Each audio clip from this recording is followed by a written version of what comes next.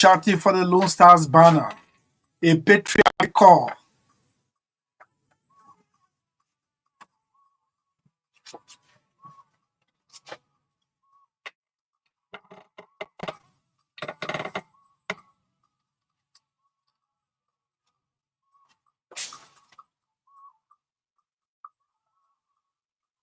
Liberia is on the rising, and it's on this platform that promotes that. And we're glad to be back.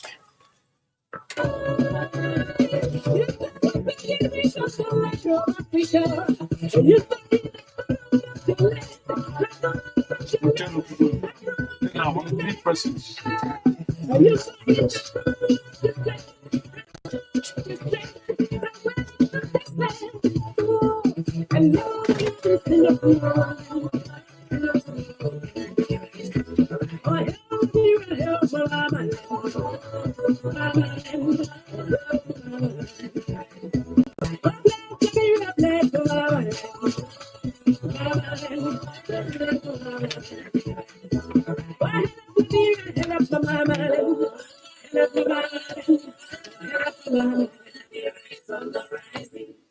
So we're glad to be here to serve you as usual, as we've done. And here comes my co-presenter. Good afternoon, Magdalene. How are you? I'm fine. It's good to be back again. Good afternoon to you, and good afternoon to our listeners, viewers. Yes, I'm so excited to be back again. Today is Monday, and It's July 15th. Yes, July 15th. July 15th. Yes. Yes. What's so if happening you for are you working for anyone, by this time? and then on this day at 12 noon you are fired, you're going to be paid for July. Why can't you fired? Why can't you say you're putting for Or salary if you advance? resign, or if salary advance. I mean, I just want to tell you, employees are on the safe side as of now. Oh, safe Yeah, side. on the safe side. Okay, for me, I'm looking at salary advance. Okay, so what? But EcoBank is here. All right, but yeah, it's good to be back. Thanks to God for life, for energy, for grace and mercy. Not perfect, not alive because of my profession. Not alive because of of of how beautiful I am, or you not because you are too much. Let me just put it that way. But by the grace of God, God keeps going carrying us through, and here we are today again. So, have you checked the cemetery, the mortuary, to see those unfinished dreams that are there? And they have, some of them had fat bank accounts. They have so much money, so much properties, but they are not alive. Not because I'm so perfect. That's why I'm alive. But I appreciate God for the most valuable gift, and that's life. And I want to say thank you so much to God for bringing us this far. July 15, 2024. And, we're actually in the seventh month, right? Mm-hmm. Yes, and few days to July 26th. So my 26th on you. How you doing too? Well, I've been calling on the president to hold this independence celebration at a very low key, low profile. Okay. Yes, it will help us to rekindle our retrospect, Mm-hmm. because we've had multiple celebrations. It seems, yeah, it is good to be independent, but at this time, in this kind of modern days, Mm-hmm. celebrating independence when we are all interdependent, Mm-hmm. how can you be celebrating independence from which country now? Yeah. Yes, but again, it is good to tell someone, yes, we all are equal before the United Nations. Mm-hmm. But when it comes to your own development, people have to. And they're sending the money to develop your own people as an independent state, to develop your own people. Then you go and take the money. Then the people remind you in a joint press statement and say, hey, hold on. We send that money for the people of Liberia. Yeah, you are the government, but that's not how to take it. Go and pull it back. Yet we come and celebrate 175, 176, 177 this year. Well, Tanzania suspended celebration of independence under Magufuli. Mm-hmm. Tanzania did not burn.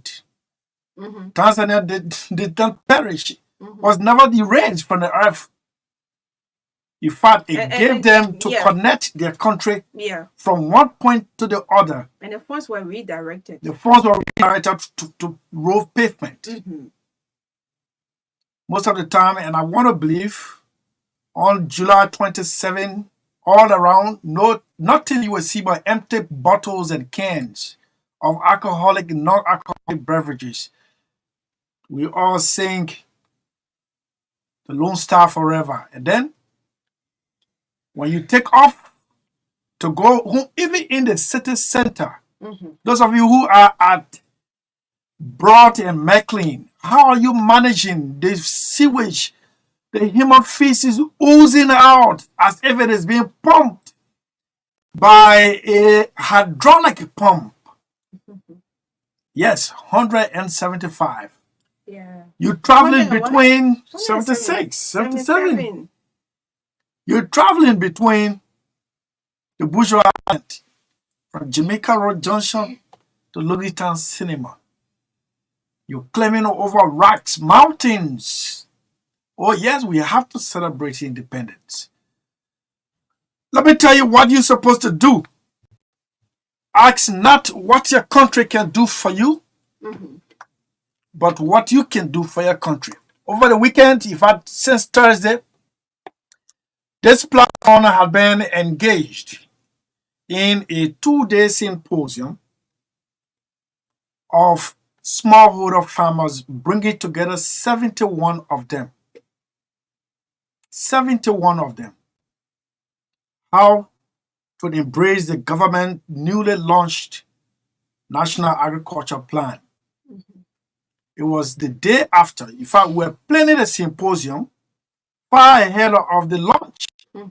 The launch came on Wednesday. And then we had the symposium beginning on Thursday, which took us to Friday. 71 smallholders farmers came and attended the 2 days and listened to food for thoughts from some serious money Liberians.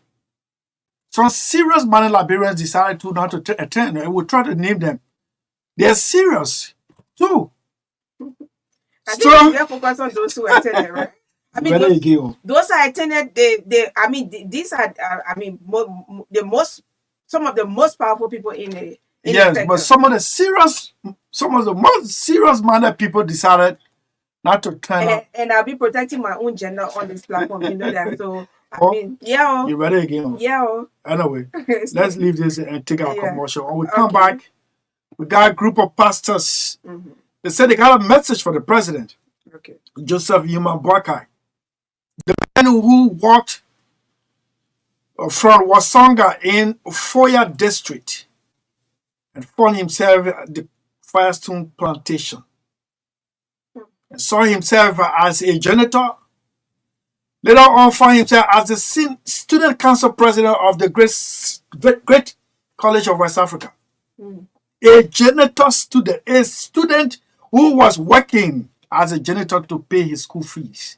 As a matter of fact, what did carry him at CWA instead of Tottenham High? Or Last High School or Lab High School? What carried him to CWA? Anyway. Yeah, so you learned it? No, I'm not learning. Oh, I hijacked you? No, I'm not learning. I just gave in. Okay. They got message for the president. Okay. What message is it? Well, we will take these pastors in the jiffy, but we have to take the commercials. Yeah. And then, Maggie? Yeah, so before we take the commercial, I just want to say hats off to the folks there at the Tenor High Daycare Primary, Elementary, and Junior High School. You had your 8th graduation and closing exercise held at the Wesleyan Church at the 72nd Junction on Saturday. And I was opportune to serve as guest speaker. And we certificated almost 200 graduates, both from the kindergarten and the 9th grade. So, like I said, I I've attended or served as guest speaker for almost 5, 6 schools, or served as guest of honor. And I believe that the future of the education sector in Liberia is will get better or will get brighter because of what I have seen, in the past. I mean, in a recent time, and if we invest more into education, it's possible that the younger ones that are coming up. So how many times, how long should we be calling? Yeah. Calling for additional investment in education. In the first place, is it paying off? Yeah, I mean, so hats off to the folks there, Tender Heart, daycare, primary, and junior high. And furthermore, my own school, Mother Victoria Christian Academy, Mother Victoria, Saah Christian Academy, you hire a program on Saturday, graduating students from the daycare, the kindergarten, and the ninth grade as well. That school, I mean, it was the 15th commencement convocation. It was really wonderful, colorful. I was just in between. And they asked me to also serve as master of ceremony. And I mean, I was in between, and the other folks calling on the other side. So Saturday was a very busy day for me, but I really, really appreciate the Tenor Heart Daycare, kindergarten. And you guys are unique. I saw excellence. You believe in quality education. Your team is very unique. I saw coordination, and I want to say thank you so much. I hope to work with you all in the future. So please continue to do what you do. Don't get discouraged. Liberia is all that we have, and all we can do is to invest in the education sector if we want other sectors to be improved. So thanks so much for the honor. I am gratified. And to the Mother Victoria F. Christian Academy, hats off to all of the folks that you are hardworking, and I want to appreciate you as well. Yeah. Chief. Okay. And you you were invited somewhere, but you didn't go. No. I didn't receive any invitation. Yeah, I didn't receive any invitation. Forget it. Just play a promo. Yeah. So before we take that, let me take Orange Liberia. Yeah. Orange Liberia, of course, is keeping our wheels of Orange the generator turning. Just so super. This is Orange. What? Orange? No. Yeah, a waste. Orange say you can pay for your birth certificate, your marriage certificate, your health certificate, motor boy registration, car registration, everything you can use Orange money. Just star 144 star 15 hash for USD, and for Lewate, star 144 star 24 hash. Don't forget, all that in the way you're doing are free of charge. Go to that in the internet and say that me to this you there. Orange money.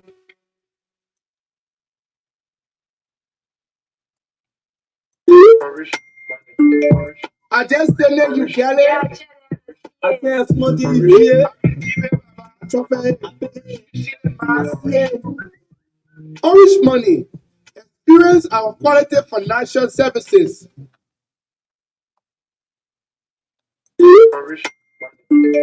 I just tell you, Kelly. I tell somebody here. Orange money. Experience our quality financial services. Sending money from Orange money to Orange money that are free, including all the transactions you do on Orange money. They're not taking one cent from there. That only when you go with join money, they will take 1%. I tell you, right? Say Orange money that all so much enjoy.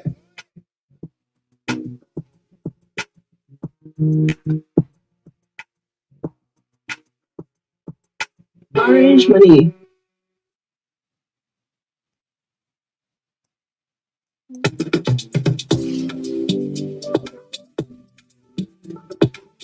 Tell what happened to you so? Julie, worry, I need to pay McDonald's school fee first more money. And today is Sunday, I finish, I'll get 1 cent. But there's no problem there at all. It's possible you can still pay it tomorrow. No, that thing, you're not level. I'm not joking. If you can't help me, tell me loan. I can help you. Let me ask you, have you heard about EcoBank Money Emergency Number? You say what? Just leave me alone. I'm telling you, I need to pay my money tomorrow morning first thing. And then be open way 9 o'clock. It can't help me. But you're not even going to the bank, Tano. All you have to do is to dial *326# and request for 50% of your salary. You will pay EcoBank back within 30 days, and the interest are only 3%. The money will be sent to your account in a minute, and you can use your ATM card to withdraw it from any EcoBank ATM. Dala, man. You mean I'll get it the same day? Oh yes, instantly. I mean, in a minute. But to you, EcoBank that baby. I think so. Oh, I beg you, yeah. EcoBank can make things happen sharp. For any money emergency, just dial *326# to help yourself out. EcoBank, the Pan African Bank.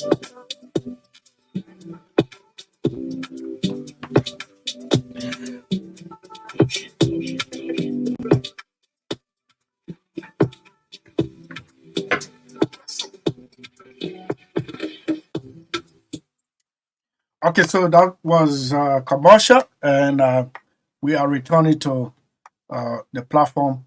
We had to do that. As before we take our next guest, we let to tell you what we did. State of the Nation, in collaboration with the Advanced Media Consultancy, ended a 2-day symposium on agriculture, smallholders, farmers. Of course, the theme was public-private collaboration, solution to Liberia's food insecurity, and we all signed on to say, no way again can we be labeled as one of the hungriest countries in the world. During the next year, by March, the International Hunger Index report will be coming up. These are few sound bites from the folks there doing the symposium. First, this is what they started up with to energize themselves.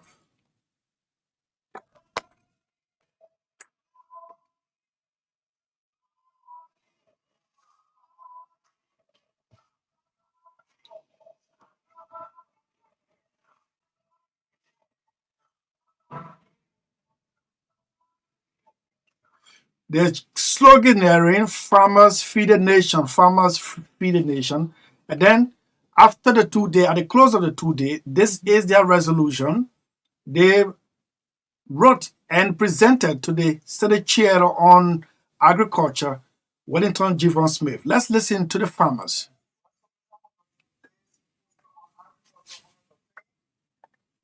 Sustainability, a public-private collaboration approach.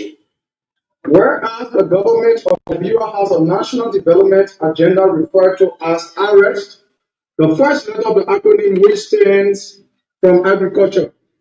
Whereas in support of this agenda, which seeks to mitigate the scourge of food insecurity in Liberia, the Truth FM family, through the Advanced Media Consultancy in collaboration with the Great Deal program called the State of the Nation, organized a group of smallholder farmers for a symposium.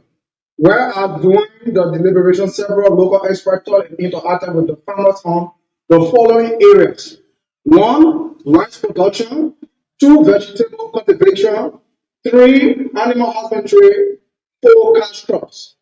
Now that we have been deliberated for the past 2 days, from the 11th or 12th of July 2024, we have resolved on the following: 1, organize ourselves in a group name and style concerned smallholder farmers with bylaws and constitution for governance and guidance.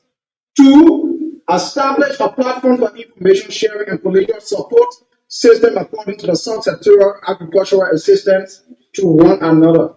3, request the government through the legislature and the Ministry of Agriculture for increased technical and financial support to all farmers, especially this organized group. 4, establish or seek for enhanced knowledge and periodic training support from local experts in the respective local specialized agricultural subsectors. The government should establish the market for the sale of all our produce and protect the farmers. 5, express our gratitude to the Renaissance Communication Incorporated through the Advanced Media Consultancy and the facilitators. Having successfully completed the 2-day national symposium from which originated this resolution as deleted supra, we, the undersigned, certify that the above resolution is approved and submitted to the legislature through the chairman of the Senate Committee on Agriculture and the Ministry of Agriculture for consideration and support in our pursuit to ensure that Liberia becomes full secure henceforth. During this 4th day of July 2024, we, the body, so here submit and understand. Thank you, and here so we submit.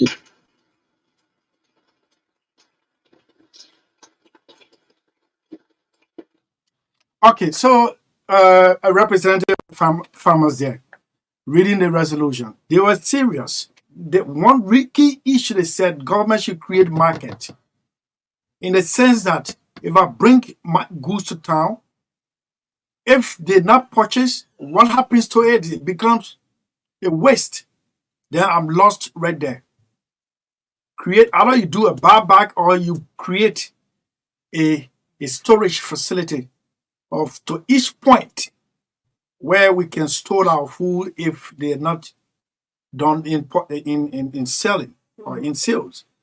Okay, Senator Wellington G. Von Smith attended the 2-day symposium, the opening and the closing. And this is his statement. This statement was made just before the resolution as he had to rush out of the symposium to join his colleagues for a very important meeting. This is the senator's closing remarks. Commend the government of President Waka again through the Ministry of Agriculture that have documented this National Agriculture Development Plan. This document will help us in the next 4, 5, 6 years.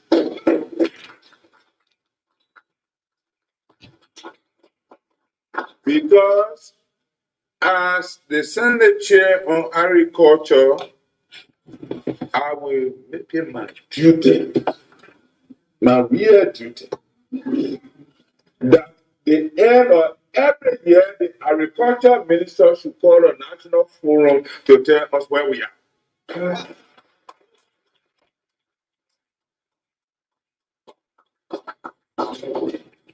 And so I told you, but next week we will be holding a public hearing on the agriculture sector of the country,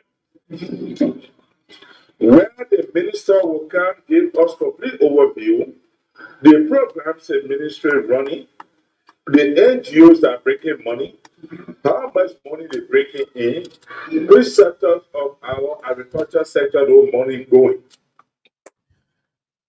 Okay, so that's the chair on agriculture of the Senate. You will hear more on this one tomorrow on the agro segment on State of the Nation. But we'd like to say hats up to the Minister of Agriculture who sent in his assistant minister, Francis Morba, to proxy for him. The Agriculture Ministry of the minister was so supportive of this. What Senator Wellington G. Von Smith was so supportive of this. Dr. Masoko Fala was so supportive of this. And Chida Construction was so supportive of this. And Dr. Way was so supportive. And Magdalene? No, wait. Pastor Robert Bimba was so supportive. In fact, there was no imported rice eating out of the symposium. They were all 100% leaf and potato grains. What? Cassava leaf and potato green, right? Yeah. Okay. But you ate. Yeah, I ate. I just forgetting the menu. Yes, I enjoyed the potato green, the first one. Okay. Yeah, but it was so good.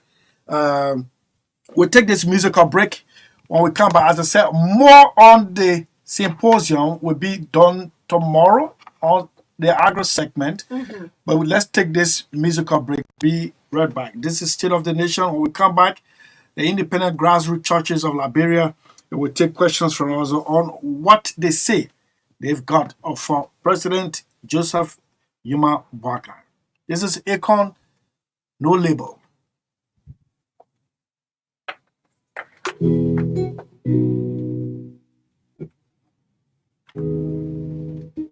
We may not understand this whole process and how things go. I'm just an ordinary man trying to live free and got no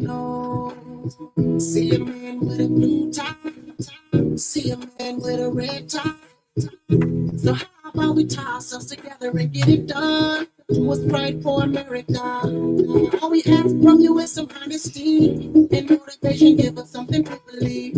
I'm only one man with a voice to something we got in common. Need a model with a look at me. He's a Democrat, he's Republican. There's the fight in the race, who's gonna win? Put your differences aside, man, again. Cause it's way too many people suffering. I wish they didn't have no labor. We dream on change with no labor. And you know, the essence of this music is don't start naming yourself as this one and this one. Wish they didn't have labels.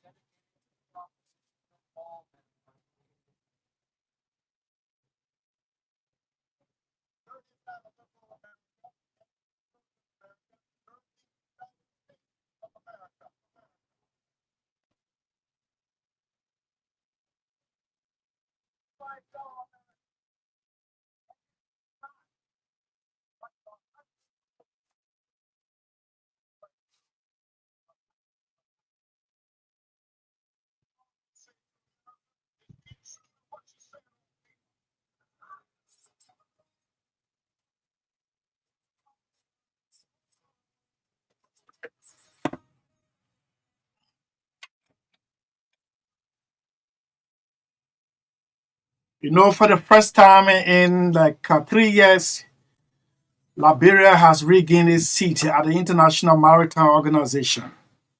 That's in London, where Robert Kladder is permanent representative to Liberia's maritime affairs. In the last time Liberia was at the General Assembly was Ambassador Owens Brown, who is currently serving jail sentence in South Korea for sexual assault in that country after traveling to that country to represent his motherland, Liberia. He was arrested, tried, and convicted of sexual assault of minors in South Korea. So Robert Kladder has returned, having been preferred, but the Liberian president has left for London and has sat the opening, the 123rd Assembly of the International Maritime Discussion.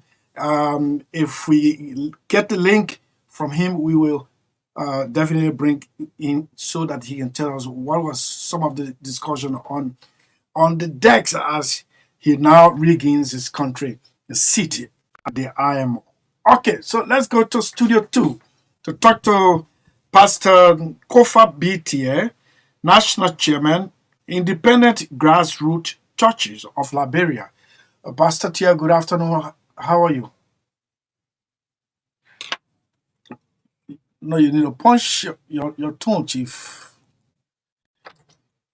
You can hear me? I'm hearing you. Okay, yes. So, yeah, let's hear you. I want to say a big thank you to this studio, especially to you who have given us the platform today. Or we want to say a big thank you to God, first and foremost. We want to say a big thank you again for what God have done for you to recover from your sick bed. Over the weekend, you were sick. We were in contact with you in prayer. And we want to say for God giving you strength again to stand and come back to work. We say there's a good thing that God has done. And we come to say thank you for you affording us this time to come and make presentation to the Liberian public. Okay, so you got a floor now to make the presentation. What has Barkai done to you people? First and foremost, we want to allow you to permit us seek God guardians. Heavenly Father, we thank you at this time as we come to present Liberia to you. It's not about individual, it's about your present in law as we come to present Liberia to you through the able leadership of our dynamic president, oh God. Give us the leadership ability to present to you, Lord, today what we have come to declare upon this nation and our leader. We thank you now, Jesus. Take control and take preeminent over Liberia now and forevermore. In Jesus' name. Okay. So yeah, We, the independent grassroots churches of Liberia, we want to address you first before we go into the main topic. we got We had 30 minutes established, for this segment, we Chief. established since 2021, we're about 3 years ago. The purpose of this independent body of Christ is to bring community grassroots churches together to support church development projects, that it will coordinate all the affairs among our member churches. We also break down demarcation among churches. You know, at times there are some leadership crises among churches in our community. And we see how well we can find a resolution and work together as one body, because the body of Christ is not a divided body. And so we see ourselves as instrument of change. And for this, we always see the need to bring church leaders together and see how well we can melt down our differences and make progress. Are there differences? Yes, there are some differences. So what are the differences you want the president to hear? At the church level, sometimes we have leadership crisis, mistrust, and abuse of our calling in the things of God. And so we do all of these things, and as church leaders, we think that it is good to always find common ground. And those are the things we do. We also conduct church worship. The independent grassroots churches of Liberia, we are established at the 15th sub-political division Chief, of we Liberia. don't really have time for the. I'm saying, Yeah. what message do you have for the president? We got 30 minutes for this segment, so Yeah. that we can reach to the main point and we're out of time. Okay. We are here today to call on the president of Liberia, His Excellency Joseph Nyoma Boakai Sr., that we are calling for the roundtable meeting with the former presidents of Liberia. First, Mother Ellen Johnson Sellee, former president George Weah, former president of Liberia, and His Excellency Joseph Nyoma Boakai. Why this meeting? We feel that there are disagreements in the Liberian community, and so we found it necessary that indeed the potential leaders of our country, they should meet and sit down, because mind you, every leader have their own follower, and these followers sometimes they stir out confusions unless they listen to you. So we feel that these political potential leaders of our days, there's a need that President Boakai, as a leader of this nation, to bring these people together and sit down, so we as church leader can be the center of it and speak about peace. Because we discovered the campaign time is over. We discover the electoral time where Liberians have to exercise their constitutional rights to determine who become the leader. Those days are over. We discover that indeed someone who wanted to be senator or representative respectively and canvass from every corner of this nation, and indeed God declared them winner. We are not looking at about who win at this time. We are seeing that Liberia take the lead. And therefore the president, in this time of our Liberian political space, there's a need we bring our leaders together to settle down their disagreement. Because in the house of God, there's a unity. Because if you open the book of Romans 13, it spoke about there's no leader or leadership that come into being without the approval of God. And whosoever that go against it, you are gone against what God had approved. So then it brought us to the point that indeed we as Liberians, as long God has given us this leader, then what we need to do? We need to rally around our efforts, our collective efforts. No matter who wins, we discover that Liberia is the winner in this game. And so we are calling on the president to use his own wisdom and see how best, whether there's a differences between and among our Liberian people, because he is now serving as a father, as a twin father, no matter. So this is why we have come in this public manner to appeal to him that, in fact, we are rating him already, and we are rating the speaker, we are rating the pro tem, and all of these personality was also rating what we want them to be in our meeting where the independent grassroots churches would chair. Is there a normal prayer meeting, or you want a platform where you can really look in the face of the power that be and speak truth to power? Yeah. What are some of the things you've identified that you think, you want a table platform? You see, today we do not want to go political. We as church people, we discover that indeed in our Liberian setting now, the way we think things should have been. No. People are still thinking that election days are still in swim. Like people feel that they are in the electoral process, campaign process, and who take the lead, who win.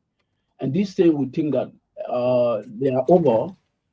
And this is why we want to see how the president can see reason to bring his people together and say, no, the battle line has been drawn, election has been held. Now it is about time for us to put away our differences and see how best we can push Liberia forward. And this is what we see. Because if you look around us today, take for example, the Liberian people, they are disenchanted. Some of them, they are disenchanted. Other position that was authorized by the Constitution, 10-year position, at some level, presidential powers was exercised indeed, and other people feel this franchise. We also feel that opposition political parties are not, trying to find means at what time when government is making some effort, they want to see the downfall of the government and see all of these things. So we think that there's no time again, because let us allow our president honor this regime that he exercised his constitutional right and serve the Liberian people for what he was elected. And therefore, we want for the president to bring these people together so that we can all sit down and discuss Liberia problem. Why is the way forward? How can we solve these small problems that people seem to overlook, that trying to germinate all kinds of fruits to bring our division in our body politics and see the Liberian people to be developed? So these are the things we discover as church people, and we want to bring it to the face. If this meeting is not held, where you think Liberia stands? We think that we as a church, then it's a challenge for us to continue to pray, because someone will always say that a widow number quit or quitter number win. And this is a challenge for us church leaders to continue to pray. No, we all are mortal beings now, right? Yeah. We are mortal beings. Yeah. You pray intercessorily for this meeting to be held. I'm speaking on the human side now. If this meeting is not held at all, what is the fate of Liberia? Because you just pinpointed several situations that you think that if addressed on the table, Liberia will have a forward march. Okay, the opposite to it. If this meeting is not held, what becomes of Liberia? For us, we do not believe if. We believe in positive direction. Okay. Positive direction meaning without faith, nothing is possible. man of faith will always be defeated. And so we believe as church leader to come together, engage the president. As you are doing now, we give you credit because you are the first media institution that giving the platform to the Liberian public to hear from us as church leaders. So we continue to engage the public, we continue to engage the president because the letter are written already. He received the letter, and we see that other stakeholders will get to them, those that have some close contact with the Mind you, president. now the president is now only the only attendee. Yeah. You call the two former president, right? Yeah. So you just said the current president you have, according to you, Yeah. has received the letter. Yeah. What's about the other two? Yeah, we send letter to them, but You haven't sent their letters yet? No. The reason is we must reach to the president first. Let the president give us the green light. Oh, And say, okay. yeah, I embrace it's a good brilliant idea. And let us move forward. You people get my support. Then we can go now. Because every letter that we send to them, we have to state the date of the meeting that the president agreed upon. And so this is why we are waiting. We want to get to the president first, discuss with him on a roundtable discussion. Mr. President, this is the vision. This is the platform. This is how we want it to go.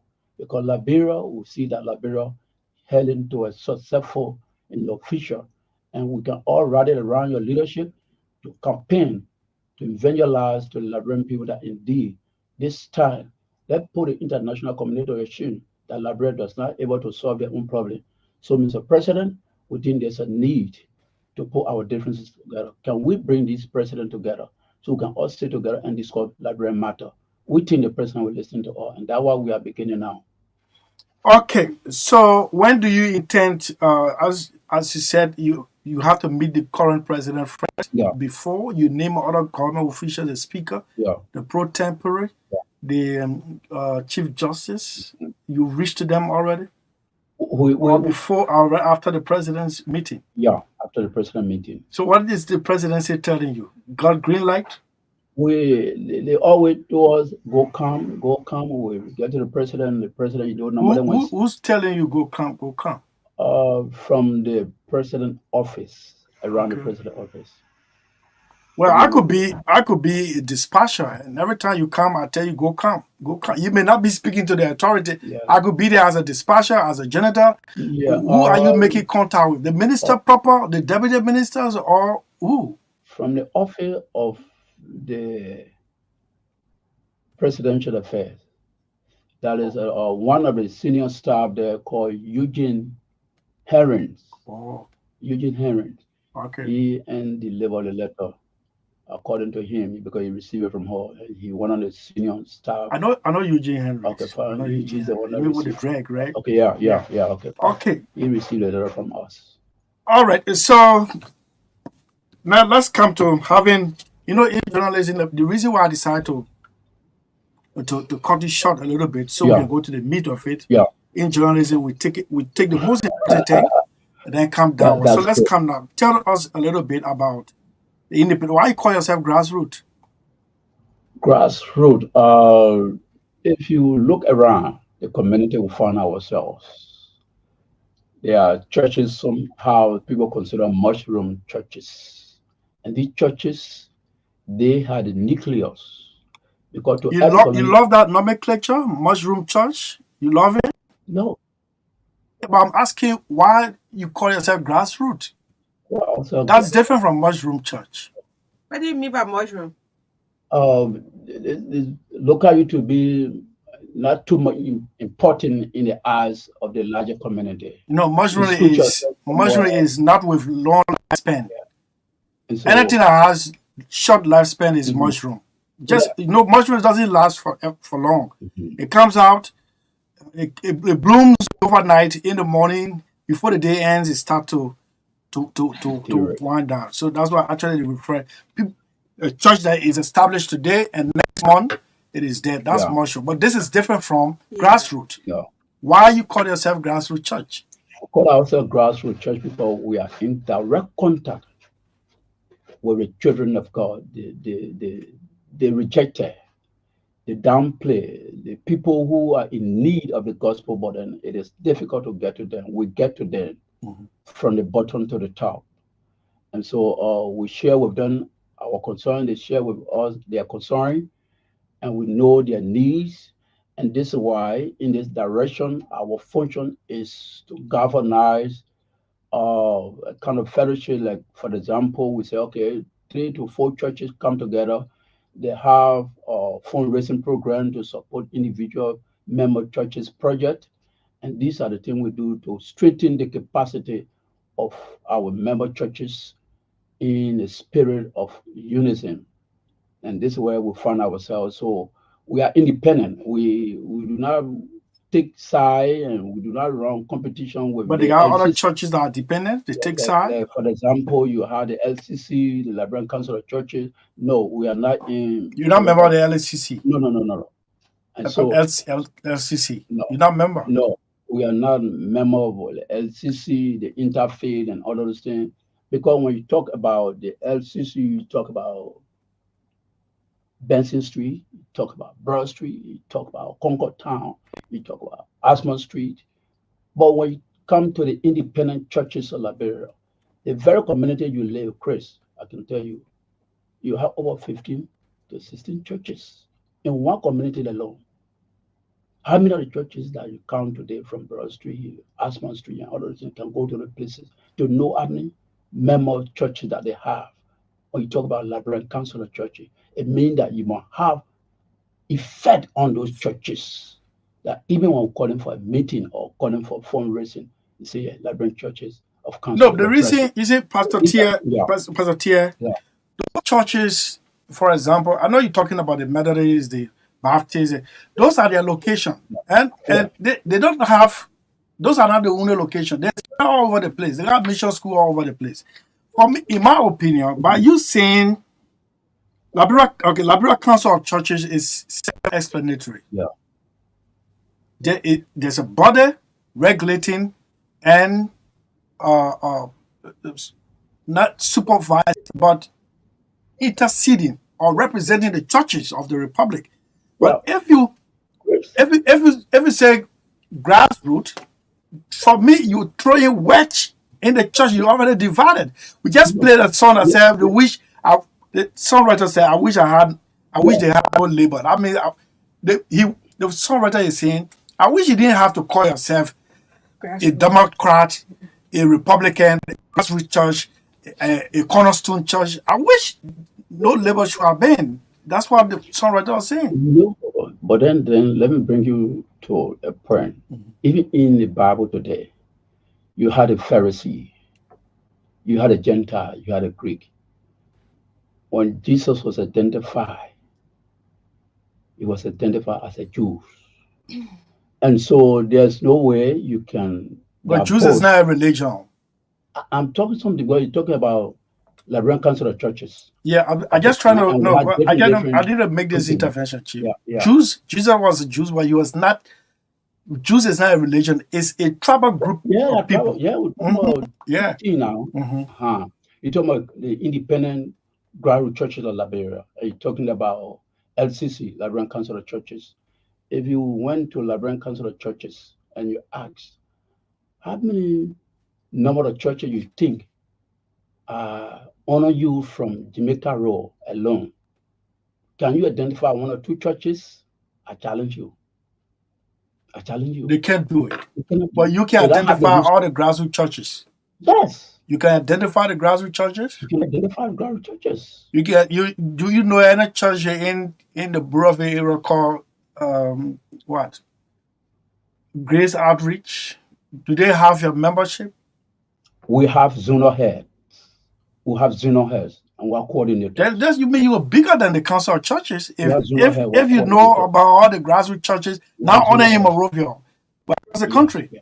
This is why we are speaking from. So we are speaking from the point as an independent group of grassroots churches. Who do I contact if I have a church up Rock Hill? Who do I contact? What's the point? Who's the contact person? You contact Obadiah Allison. Okay. Obadiah Allison, Bishop Obadiah Allison. If you went to Ghanaville, district number 11, you contact Reverend Mother Patient Zizi. Okay. Beyond Town Hall, there she have a church. And so, and there are many that we have that I can't name now. But what we are Okay. here for is to push for the reconciliation meeting with the president and see the way forward that Liberia can be peaceful. All right. Thank you, Pastor Tier. Pastor Tier. What an encounter with Pastor Tier this afternoon on State of the Nation. Okay, so we'll open the lines for at least for 5 minutes so that you can ask the question that you think we should have asked him. But particularly, he's here to alert the public that in negotiation to meet the president of the republic to seek his permission, where they all can meet on the table of former presidents and current leaders of the three branches of government. 0777.85961, 777-285961, or 077-5144-278. This is State of the Nation. This will take us up to, you got to call that? No. We'll take only 5 minutes before we can. Don't forget, we talk a little bit about American politics, and then we come down to Liberian politics after this one.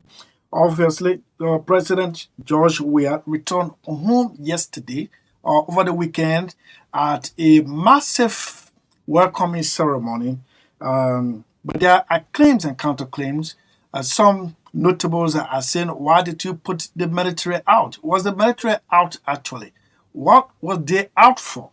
These are much more all line on ahead. But first, let's take this caller. Magdalene will manage it. Hello?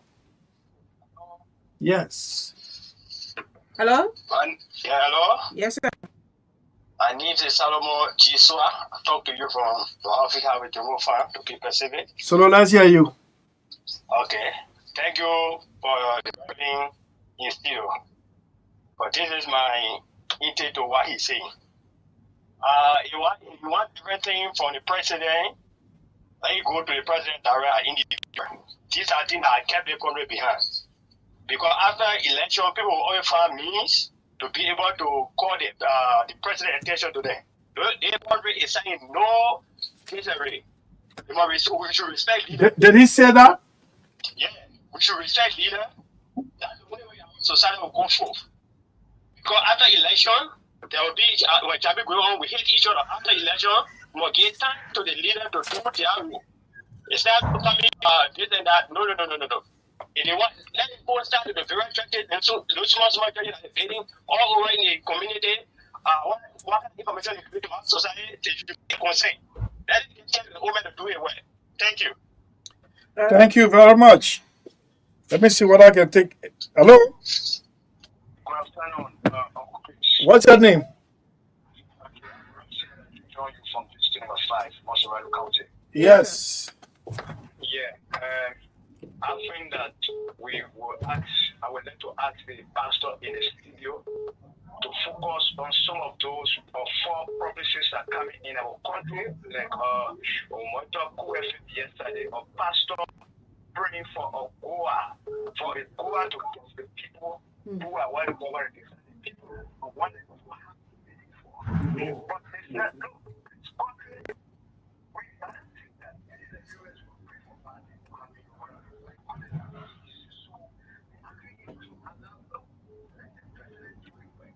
We have the election, everybody knows that it's the president is happy.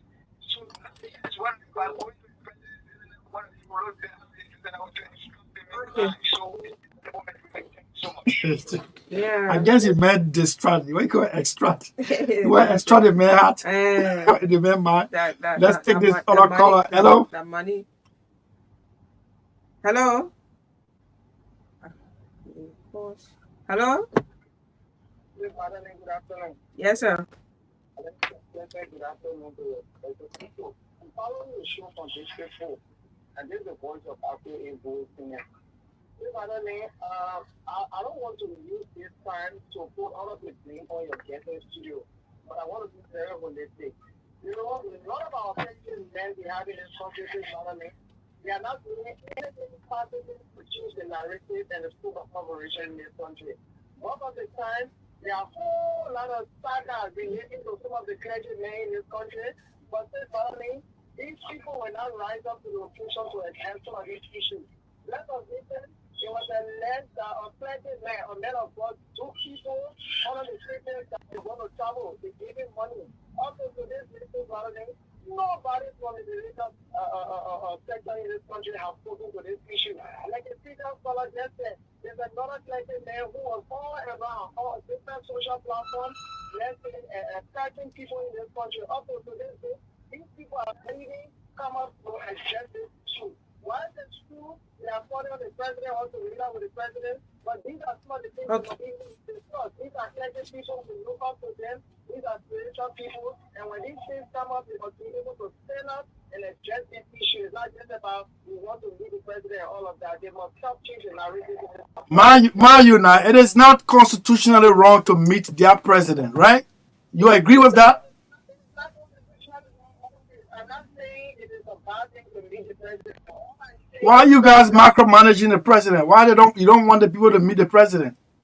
I'm not saying I don't want them to. My point is, in as much as they can be very vigorous in announcing that they want to see the president, they must also be vigorous and robust on some of their clergy men who, on the contrary, this is what I'm saying. I'm not saying it's against the Constitution. Okay.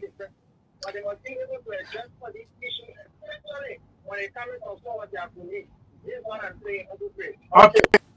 Let's take 3 more. Okay. Hello. Yeah. Good afternoon, President. Yeah, good afternoon. Let's hear you. This is Morris Samuel from Brooklyn. Morris Samuel, let's hear you. Yeah, okay. I want to talk to the video guest, the pastor there. I want to ask you a question. That's why you call. If he asked to speak to the president trying to put the churches together to be under one umbrella, under the Liberal Council of Churches, would you agree to the president's decision? All right. Thank you. Thank you. We'll take 2 more. 2 more and then go to Pastor T to address your question. He's taking notes, by the way. Let me take this other caller. Hello? Hello? Yes, let's hear you. Hello? Let's hear you. You're live. Yeah, I'm calling from Magdalene. Okay. Yeah, I read all the comments you made about this year, Pastor T. First of all, I want to say that it takes a while here, about years and years. But anything you do, you have a foundation. So that when the question is asking why you have to have grassroots. So all institutions to have one to be respected, it's just need to hold together as one umbrella. Okay? This one right now said there should be no labor. So I will be using our country so the church will be one. And if not, I said then we can come up with a post for you guys to bring the government to see that the government doing the right thing. But if the church are not doing the right thing, you cannot be doing on the wrong path and the church going to be on the right path. Thank you. Thank you. We'll take the last one. Hello? Yes, let's hear you. Last caller. Yeah, I'm conscious to it, and I will call you from Bon County. Bon County, particularly from where? Banner City itself. Let's hear you. Okay. No, senior man is still. Let me tell you something, brothers. Reverend Pastor, we're not only a pastor in studio, but we have problem with 2 people in this country. There's the Council of Churches and the Tradition Council. They will say that thing will go wrongly. They will never talk inside. Only because when they're having a political issue so that the president can know who when other president become president, they will put other things supposed to be that president who there so they can say, yeah, the president is president so they can get their own accord. The pastor is speaking his deal, he's speaking his own political affairs so that they can get their own accord. Without the president, I will have it doing good thing for us, not giving chance. All right. Maybe for consolation, this one, the last one. Hello? Yeah. Good afternoon, Brother Chris. Good afternoon, Magdalene. Yeah. Yeah, my name is Kofi Kamal calling from Sapporo. Fofi, let's hear you quickly. Yeah, okay. Brother Chris, let me tell you something. For me, I respect the religion community in this country, especially when it comes to the Christianity.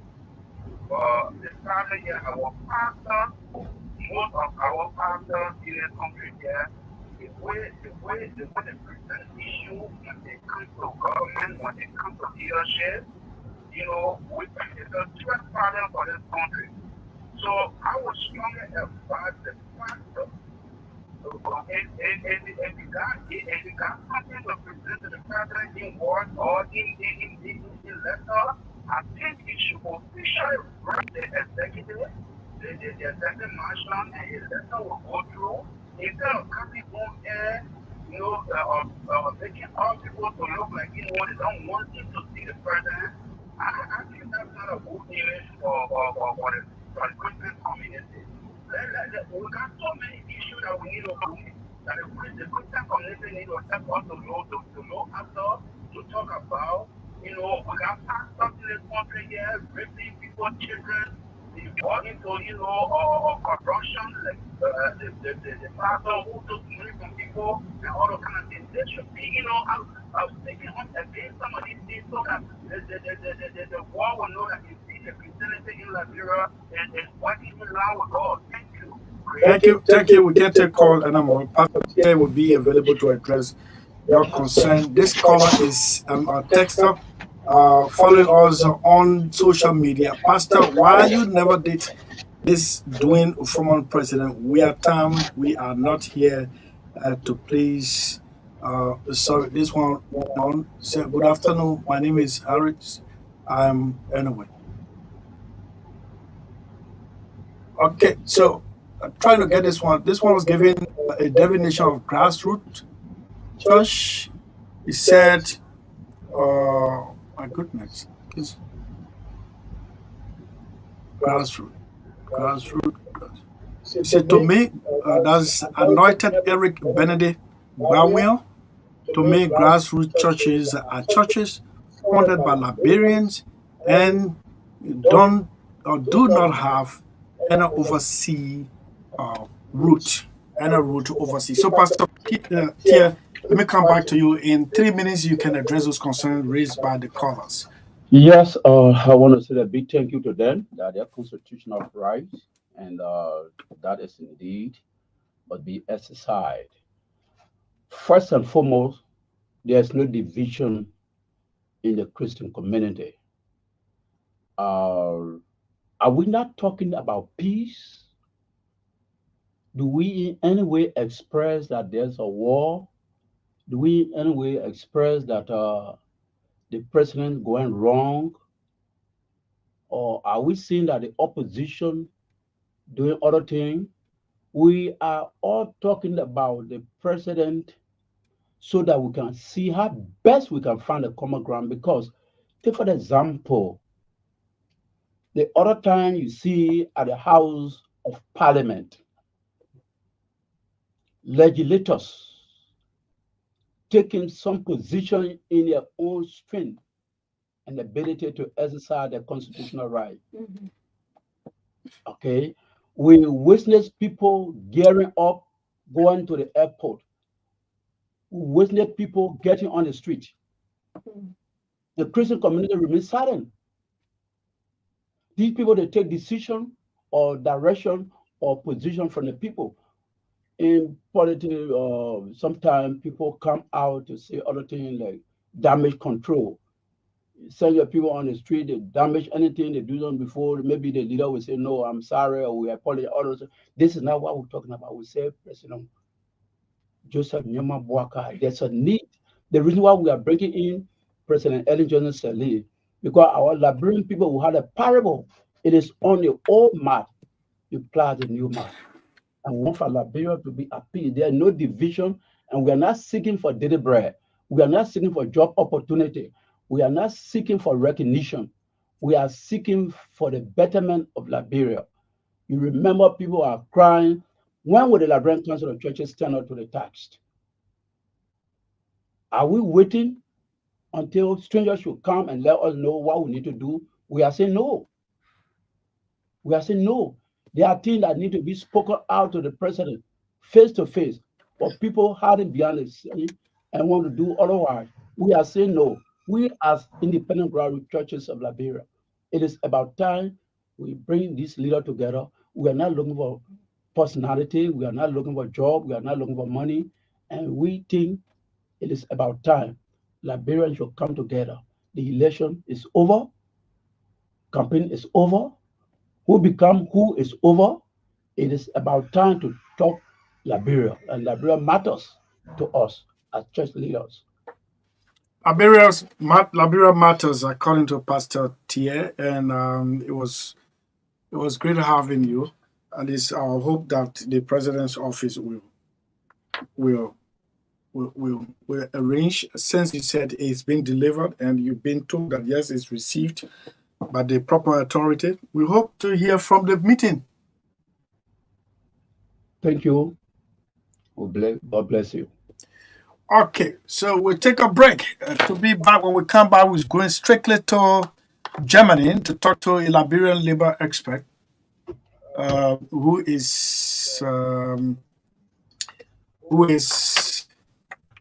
Liberian labor expert who is in Germany. We're going to be talking about some of the flaws in the labor sector. This is State of the Nation.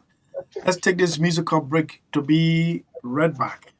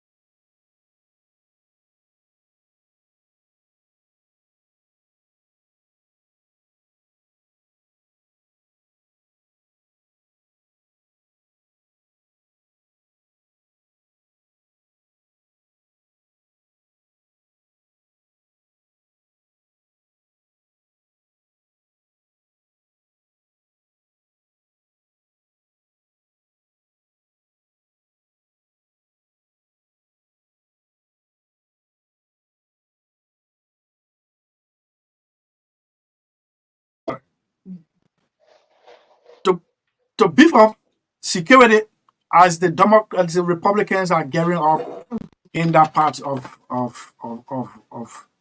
the United States. There should be a line. Look, let me tell you, when you retire, you retire. If you're active, you're active. This kind of a race, they say we're running from Yakakata. No stopping, no walking. Then, yeah, Magdalene, Magdalene, they say, ready, started, go. The speed she's taking from here before she reaches to this is a 6-year marathon. Yeah. This is a 6-year marathon. Can we manage it? Can we manage ourselves? Of course, 2029 will come. 2029 will come. And some of the people who you're surprised, some of the people you're not even thinking of, they're going to be on the ballot, presidentially, senatorially, representative-wise.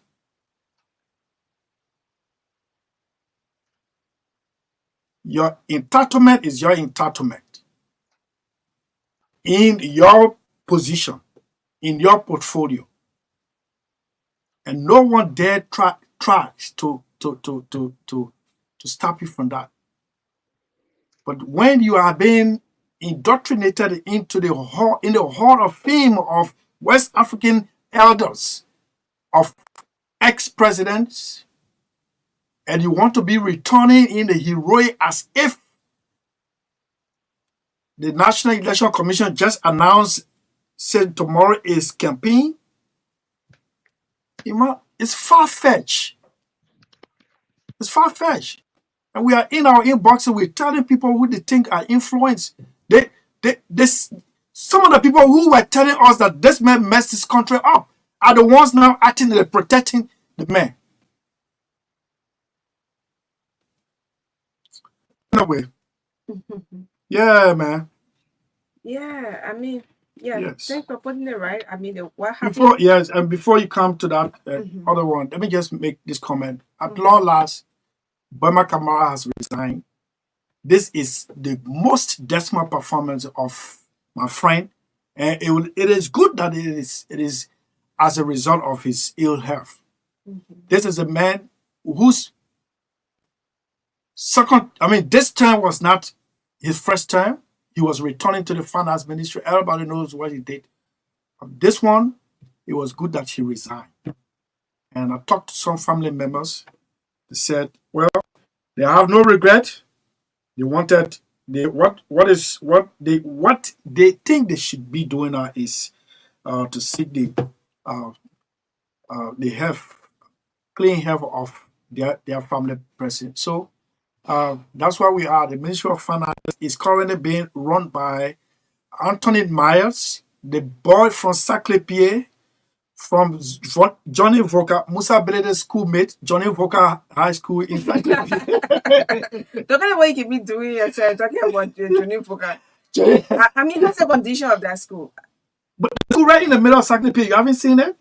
It is a cradle of knowledge. Wow. It is an old-time school. People used to take their children from Ganta to send them to Johnny Voka. Okay. Yes. I hope I hope they are remembered because like for example in town you see this school at the 12th Street there, that public school. Tottenham is a school that most of these government officials. I'm sorry. Don't never fight to go to tour. Don't never want to go to tour Tottenham. The people start naming them. Those who have passed through Tottenham. I mean that day I remember when. That's why on this day I'm not cutting on this day. I was coming from town. Was the day George Bowie came to pick me up to town. I was passing through the park on the South Beach, and I saw my friend and others more leader in pink and black. Oh yeah, they said they're having homecoming. I swear I never knew about it, but I just burst into it. And you were in pink? No. Okay. I thought we were planning for December. We tried to resuscitate the condition of the building. If you see the building, that where we schooled. Oh, you mean the The SDA High School. On the Camp Johnson Road. Oh man. Yeah. You can't even if you're not mindful, you say no, this is not a building we are host in. So what the homecoming brought? Go on the soft beach there and left empty bottles and cans. So this is my own. Yeah, so we need to be going back positively. Yeah, thank you. Man. I mean, we're thinking in the same direction. I look at all of these homecomings; they're very good and reunite people. Try to the last time I saw Mrs. Pigger in what is school name right here in Congo Town. Build in Congo Town, Mrs. Pigger. Yeah, build. Yeah, build. You want her to run inside her, you know she's not for the trouble. She can't inside. She respond. You know she let her respond. So I mean it's good. The homecoming is reuniting, people and a full of life and it reconnects, it brings back memories and but at the end of it, what comes out? What did this sense of benefit from all of these gatherings? You have approximately some schools that they'll have over 1,000 or approximately 1,000, hundreds of students coming back from everywhere. What does this school stand to benefit from all of this homecoming? So at the end of the day, what do? You strategize how to raise dollar every $1. At the end of the day, that money goes in the alumina covers, and then they can be able to undertake a project. My own thinking is about undertaking a project at the end of all of these gatherings, homecoming.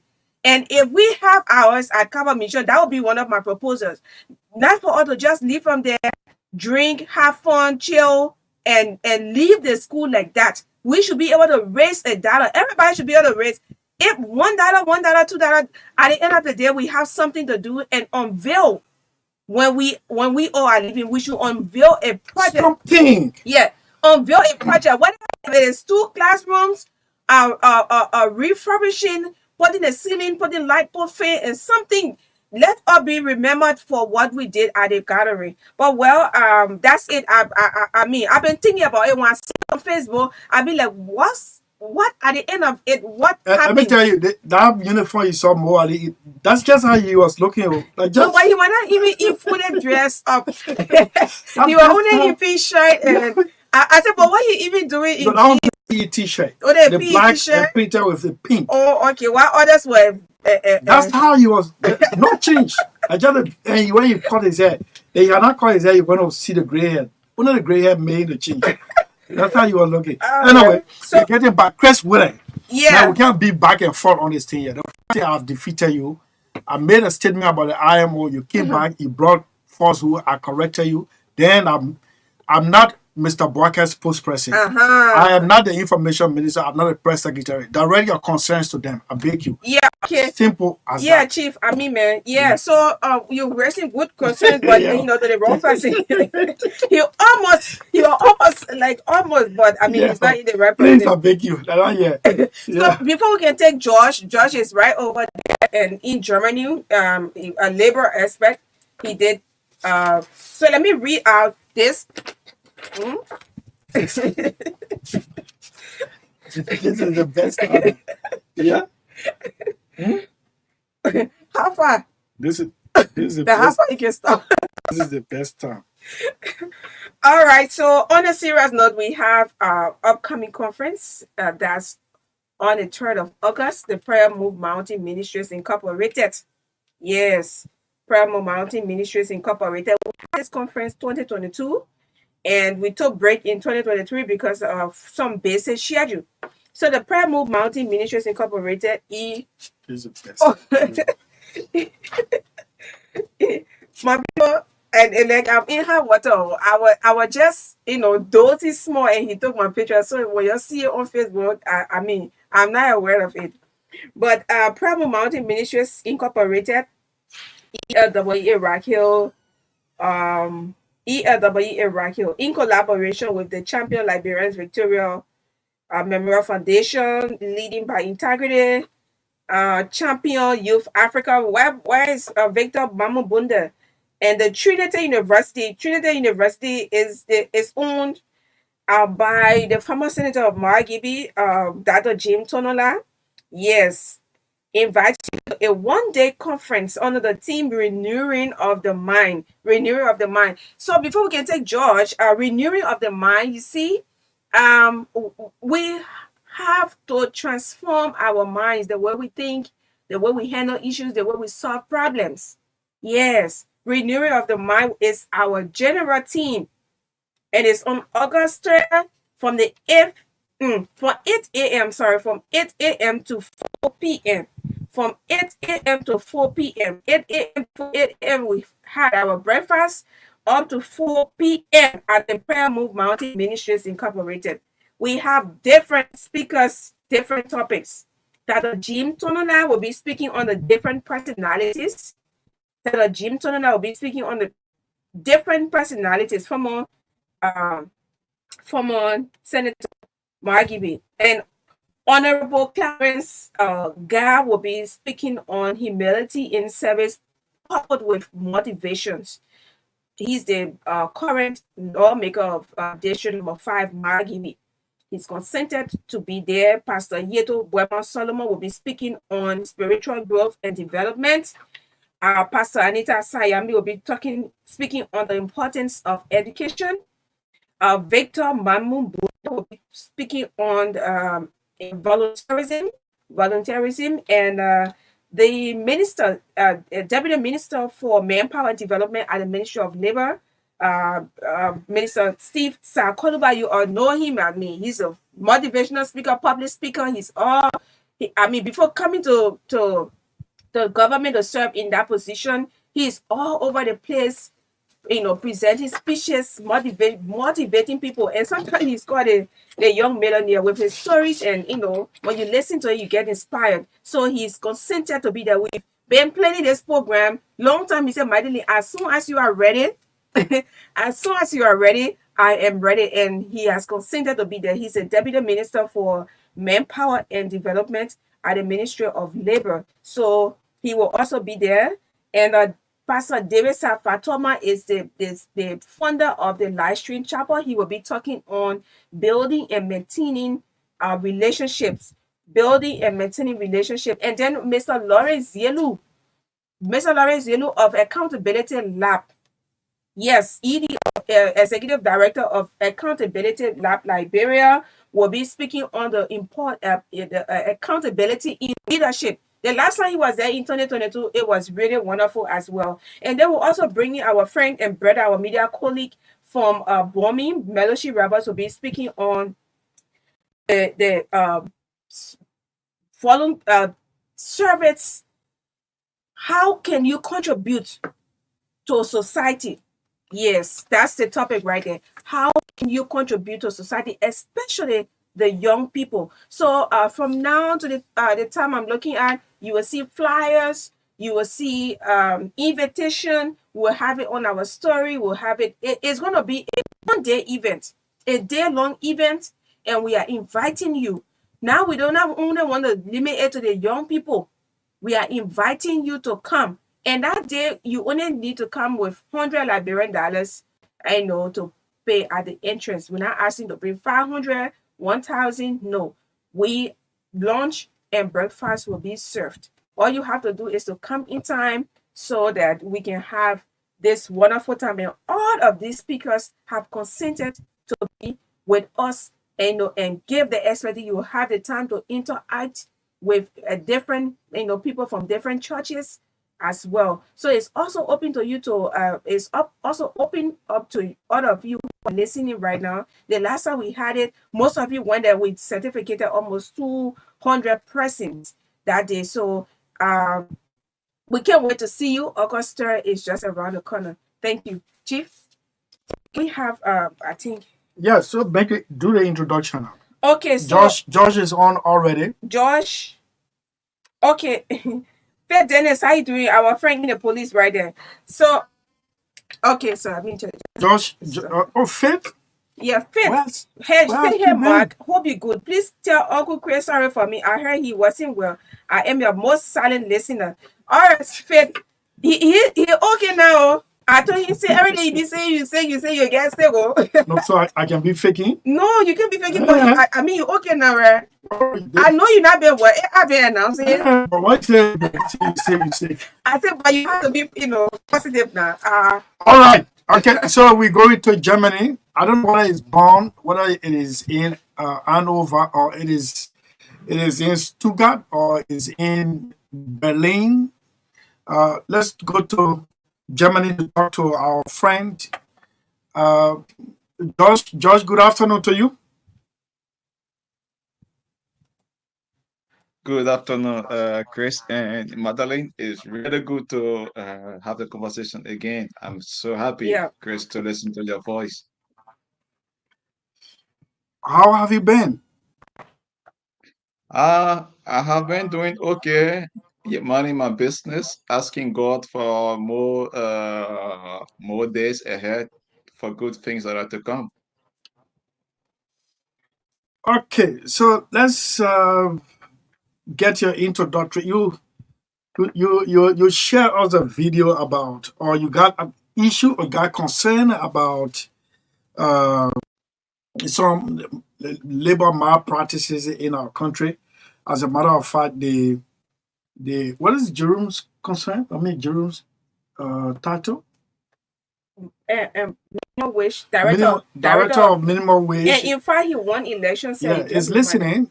He won community election.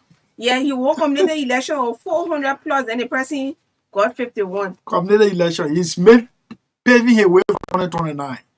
Yeah, that's how he can start. Yeah, so but he's a listening. director. The Ministry of Labor is listening. Let's get your introductory comment, then we can move forward. Yeah, so it's a good day again being here. Like I always said, the issues about labor in Liberia, it's a holistic problem. It is not just a one-sided problem. That And problem. And and and in order to in face order this to face problem, this problem, we have we to have use to use different different trends of trends of policies, policies, factors, factors, and and engagement. engagement. And this is where And this we is are. where we are. And the good news The is good that news is we that are we getting there are getting there gradually with gradually this with awareness, awareness, exposure, exposure, and and naming the right naming the right actors who are actors involved with of these things. things. So, So yeah, we are yeah, getting there, we are Chris. getting there, Chris. Okay. All right. Okay, so uh, I'm trying to download the video actually, but since you have it downloaded already, tell us what is it about. So as of current, there Current, are there issues. are issues. Chris, is it okay Chris, is if you it okay mute if you mute yourself? I yourself? can get I myself can in get myself feedback. in. Okay, yeah. Just mute Yeah, us. perfect. So as of current, the trending issues in our country is the dismissal of the full employees from at the Ministry of Labor as well. And their dismissal did not just come uh I mean in a no share stage, I would say, in like from the blue moon. The dismissal came according to the Minister of Labor based on some issues of trust, and issue of maybe some ethical breaches that they have committed. But in my preview, that is not the most trending issue. I think the most trending issues talks about labor malpractices everywhere in our country, mostly at the ArcelorMittal. There are cases of labor malpractices there. As we speak now, where 3 employees were dismissed and then they were not accorded due diligence and they were not thoroughly investigated, like their departments did not get to interview them. The model union, which is a trade union of Liberia, that is the United Worker Union of Liberia, did not represent these people adequately. So we believe they were not accorded due diligence. And the similar thing is happening again at Beer Mountain, where those 12 employees that were quote unquote dismissed because they were participating in protesting for their rights. And now we have the bigger one at the Ministry of Labor. But to the issue of the recording that I sent you, uh, these are people that have been quote unquote involved with series of corruption. Like you can listen to them speak on the voice tape, you can listen to them speak in the recording, discussing about shares.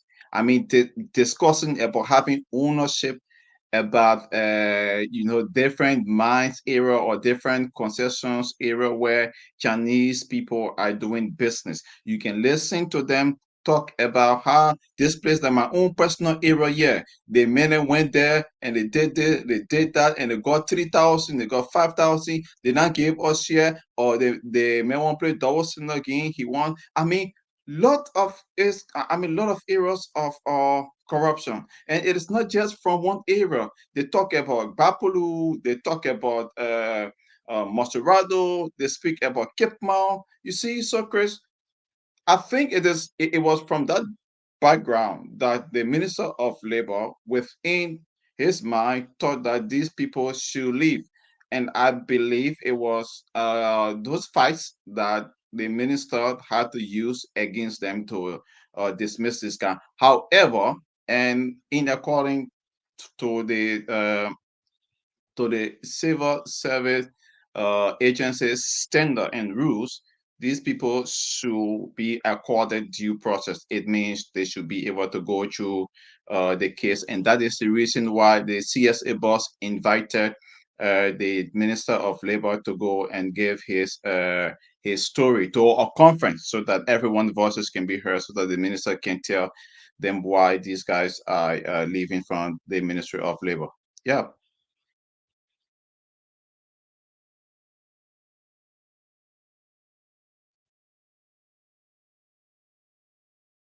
Chris, you are muted.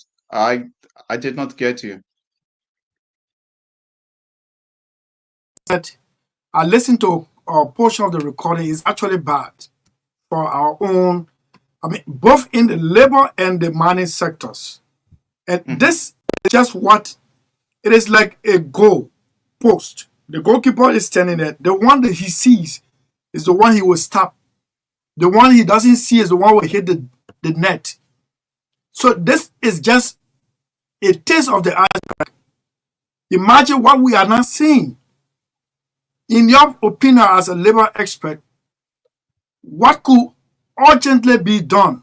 There are several media newspaper headlines talking about this money burst in Bapulu and other parts. If you were the one in your position as a labor expert, what do you want to be done promptly to save not only the manpower, to save the resources of the republic as well, and to save the rule of law? So, if I got your question correctly, you were asking what would I recommend to be done, or if I was the one, maybe labor minister, what I would do in the event that these corruption or allegations are happening. Is that your question? Yeah, that's it. Yes, so perfect. So now, there are two things, I would say two things in labor that are not to be compromised. One of those things is what has happened when you have representatives of labor. Don't forget, mind you, labor is the number one human resource arm of any government. As one would say, labor is the backbone of the country economy, because if we don't work, the government don't raise money to improve. And if the government don't increase their manpower, again, the government will not develop. So if we have issues of bad labor practices, mostly coming from the people who are to be our leaders, mostly coming from the people who are to be the one telling us what to do. mostly coming from the human resource arm of Liberia.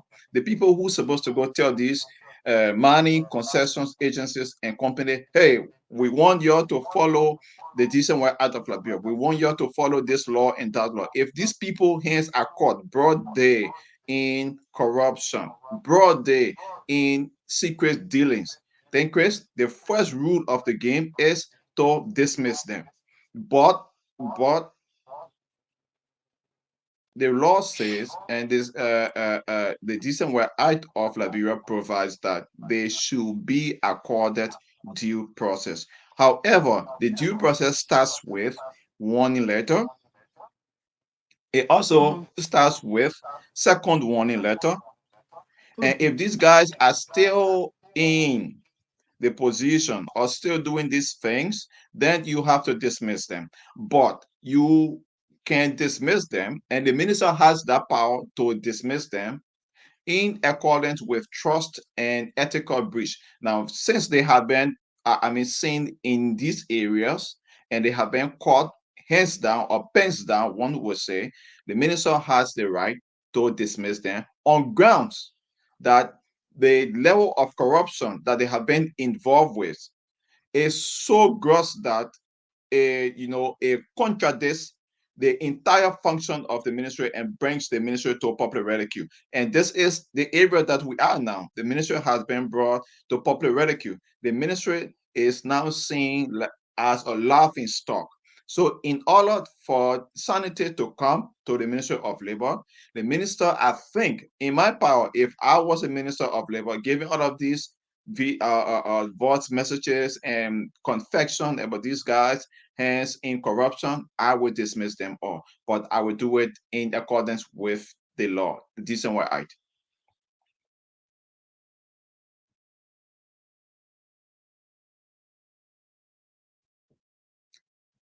Magdalene, you're muted. Sean? Yeah, State of the Nation, and we have with us Josh Tegma there in Germany, and we're having him hosting him from Germany through the stream. Yeah, and we're discussing trending labor issues, and so I want us to look at this opinion. I mean, you sent it. Um, you sent it, and Chief Chris is trying to get it out. But let me just read what is here. Are you getting me? Yes, yes. Okay. It says ending trouble, favoritism and corruption in Liberia's Ministry of Labor. A call for reform amidst the reflection of Liberia's human resource struggles. So, what's your take on that? What exactly have you captured from, from there that you want us to, to look at and also understand? So Madeline, if you listen to the secret recordings of those Yeah, employees of the he's ministry, trying to get it out. yeah, perfect. If you listen Okay. to those recording, I'm so happy that those recordings Mm-hmm. supports my argument of tribalism and nepotism at the Ministry of Labor.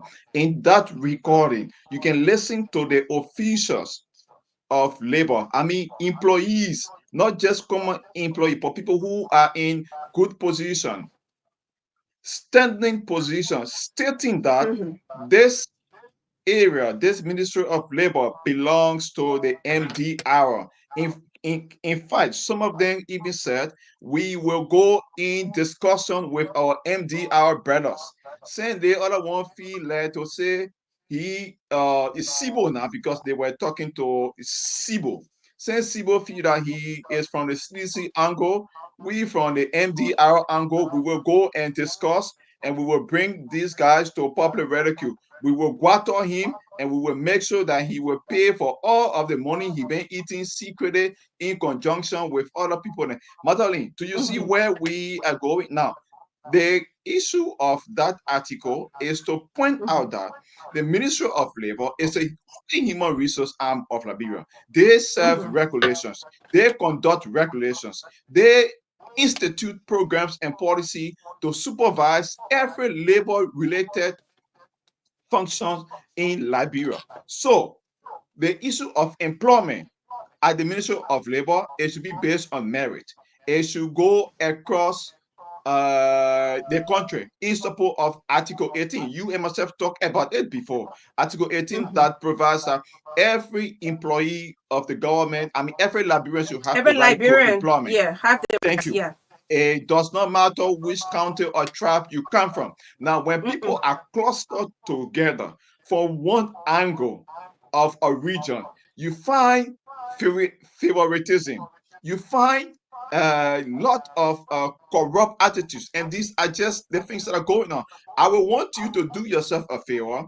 Listen to those recording. Take your own time. You can have a good commentary on it, and it will shock you to know exactly the kind of setback that these kinds of officials are bringing to the Ministry of Labor. Now, anyone can also argue that the level of nepotism and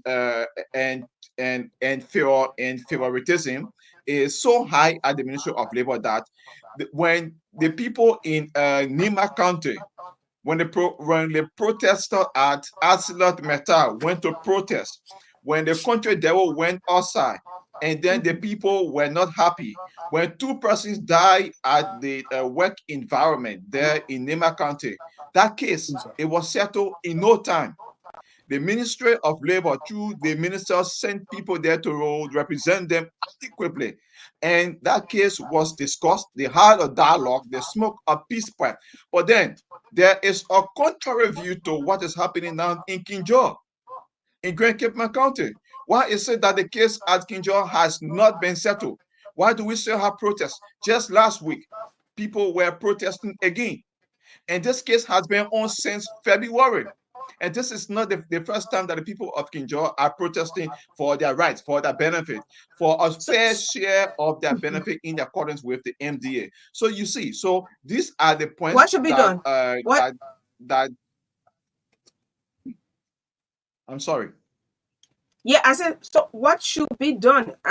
Talking about recommendations with regards to the 2 points um, you just talked about. So now, the first thing, like I said previously, the first thing our government should do through the Ministry of Labor is, firstly, stop ignoring Article 18 of the Constitution. It will be good in the best interest of the country that employment at the human resource arm, like the Ministry of Labor, be done on a diverse level.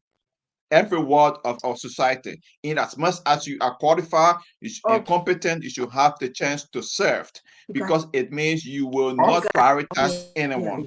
That is the first thing I think should be done. Another thing that I believe should be done is the Ministry of Labor. We should start now. The process is now. I trust that this minister can do it. We should start to create a labor task force. And this labor task force, I believe they should not only go out there because the government need money, so they are only going there to regulate and see whether all of the concessions companies are paying dues and are in their good regulation and standing with the Ministry of Labor and the Liberian government. But they should also go there in a collective way, meaning they also have the OSHA, the Occupational Safety and Health Administration, with them, part of that team, to go and review every work environment to know whether people that are operating machines are competent. It will surprise you to know the boy who limb was cut off in BA Mountain. It has been revealed that this guy knew nothing much about the machine he was operating. And based on that, he got hurt. You understand? His hand got cut. It got removed. Now, that is not just one of the cases. There are many cases. That's just one of them, where people, when they went to work the very first day, they say, go operate machine. The man got on the machine after 6 hour training, the following day they send him there, no experience. If such a person died, then what happened to them? You see, Okay, so all these right, are the issues, Chris. all right. You in the interview, we first let the some of the how I mean mute him. Josh. to avoid.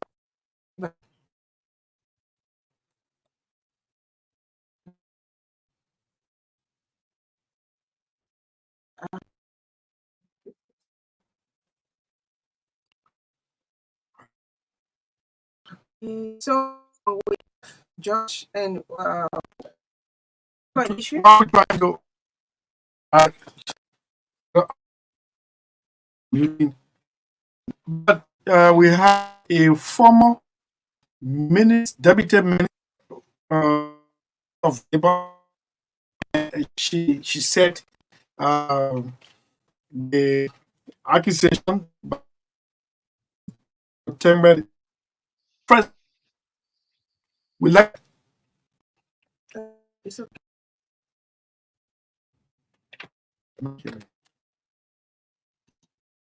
before we do that. I like to hear. I got it. Before we do that, let's hear some of these leaked recording by a group of about two inspectors, supposedly, who are operating in the fields of listen.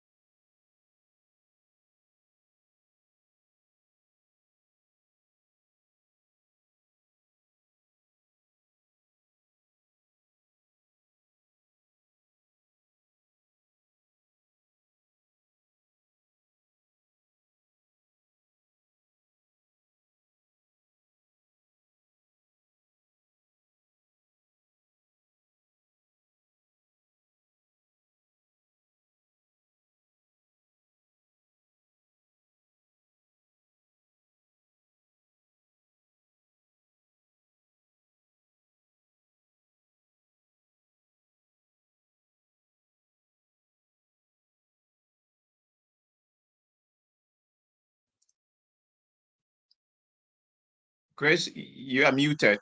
I cannot hear you.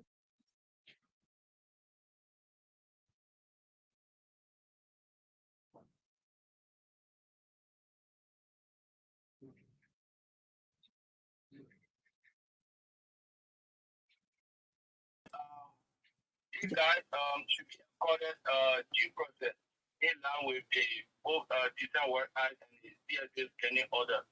Because the communication that is trending around in the room,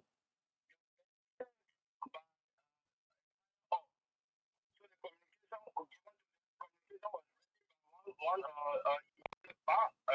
assistant minister for manpower planning. So they did not go in my mind, they did not go on their own because there is a communication that they posted in the chat room that was sent by a particular assistant minister. So I think the collective process to investigate them properly before the action is taken. So you want to tell us they were wrongfully dismissed? Were they wrongfully dismissed?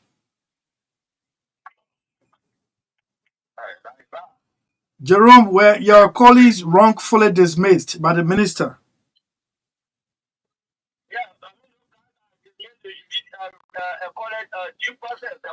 Yes, I see. So what? Before going back to due process, they already been dismissed. So I'm asking whether they were wrongfully dismissed.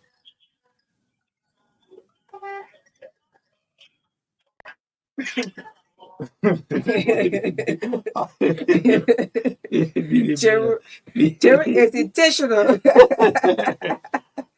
Jerome. Yeah. Yeah. But if you sitting there, you said some individual were dismissed by the minister proper, and you are calling for due process. You are equally saying that they were wrongfully dismissed. It wasn't done properly. Yes. So Jerome Colley is the director of the minimum wage board. So it is interesting that Jerome can hear all the other questions. He can't hear this question. Anyway. Yes. Let's come to you, George. George, you stepping on toes. Madam, my colleague Kwabo just called in telling you to give your reliance on 2 points where she ever used her. Hello? Yes. Jerome? Yeah. Clear now. Jerome. Yes. We're asking whether you were saying that your colleagues were wrongfully dismissed by the minister, so you want them given due process. Yeah. They should be given due process because according to the communication that is training in our chat room to understand, they did not go on their own as then speculated. They did not go on their own. So I think it should be according due process. In the absence of that, the minister was wrong. I'm not saying he was wrong. No, but Jerome, stop. Stop. If the minister dismissed individuals, you were calling for due process. Was that not wrong by the minister? That was his own administrative decision. So, and then you come by and said that you want your colleagues to be accorded due process. In the absence of due process, of course, the minister was wrong. That's what you try to say. No, not for me to say what you're saying. Then there is no need for you to call for due process. Yeah, because the communication that is training in our chat room, they were there sent. We've graduated from that. We graduated from that. We graduated from that. Who sent them? We know who sent them. When it came, the minister took some action. Those actions were equated to dismissal. And you are saying these dismissed employees should be given due process. In the absence of due process, you and I know it's self-explanatory. The minister was wrong. Oh, that was the administrative decision anyway. So administrative decisions are draconian or they are done legally? Not for me to say what you're saying. Jerome. Congratulations for your chairmanship, your community chairmanship. New Jerusalem. Yeah, thank you. Yeah. What? You get for the men to say They make out something to protect. Okay, so Josh, Yeah. Okay. let's hear you quickly. The two points from those two points from the lady. She said you are speaking without evidence. You should provide them. So, firstly, former Deputy Minister Hanan Kabo. Uh, I have issues with her, and some of these issues, before I provide these points, she was Deputy Minister for Manpower. Okay, now she has been accused as we speak. There is a situation of a complaint at the ILO. If you check the ILO website of complaints, there is a complaint from the United Workers Union of Liberia that former Deputy Minister Hannah Kabo conducted or sent some people to do union busting in Grand Cape County, King George. So these are some of the things, and it's good that she also called to ask that I provide clarity, because these are some of the things that she need to come out and clear exactly what did she do, because if she did Okay, nothing, let me hold you then there. Let me hold you there, George. Let me hold you there. Are you believing those accusations or those complaints against the lady, or you are asking her to come out to clarify it so that the record can be set straight? yeah, thank you. So before she come out to ask me to provide some facts about these things I'm saying, she need to come up and clarify what happened at King George. She was deputy minister. She is still around. Mr. Former Minister Charles Gibson, he is still around. He has been accused allegedly, and there are pieces of evidence we can see that he played a double standard game. He used his company, his law firm, to represent the interests of Beer Mountain, and at the same time serving as Minister of Labor. So these people are still around. They need to come out to speak. And these are some of the reasons why our sector will not improve, because we have some people who don't want to help us improve. The good news is former Deputy Minister Hannah Kabo is around. Former Minister Charles Gibson is around. Former Inspector Director of Labor is around. These people are around. They are there to answer questions. Okay, time is fast spent. We got 7 minutes to sign off time. Unfortunately, we don't have enough time. A lot of people trying to participate, making some points, some accusations they want to clarify there. So we'll open the lines. You got to get ready. It's going to be, I don't want to say chaotic, but people will push their character. This caller is on the line. Hello, what's your name? Good afternoon, Chris. What's your name? Quickly, let's hear you. Deputy Minister Hannah Kabo. All right, quickly. Yes, let me let Josh know. I'm Hannah Macaulay Kabo. I am a trade unionist. I was called by the Georgia-led government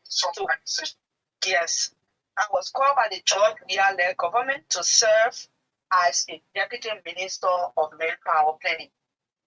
As the Deputy Minister of Manpower Planning, I have oversight responsibility of 5 ministers, one happens to be the trade union ministers.